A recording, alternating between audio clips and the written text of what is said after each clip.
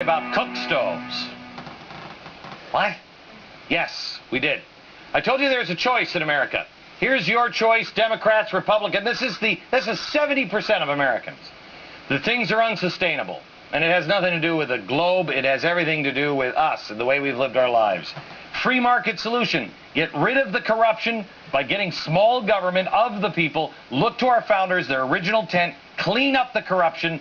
Free the free market. Let the inventors and the Bill Gates and everybody else do their thing. Put people back to work because things are unsustainable.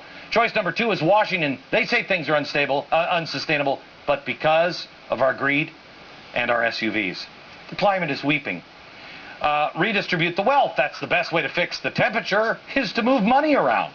And global government run by elites because you're Homer Simpson.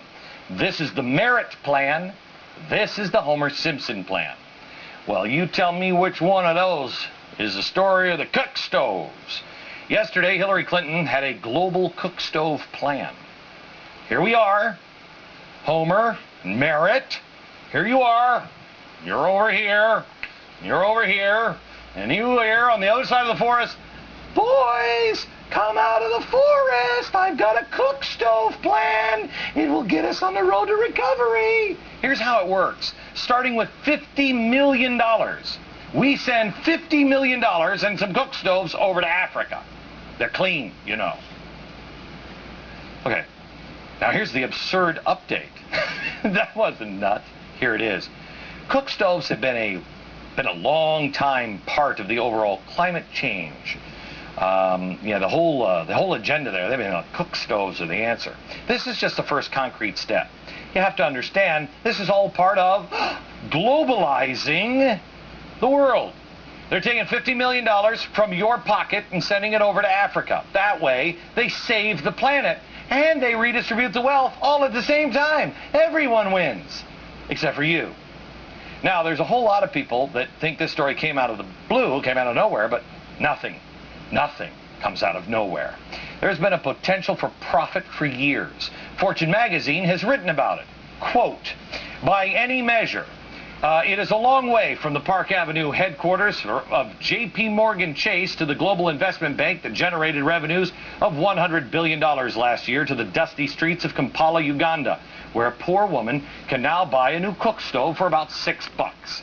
What connects the big bank to the small transaction is the business of carbon trading.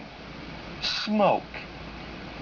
You see, J.P. Morgan subsidizes the distribution of these new efficient cook stoves in poor countries.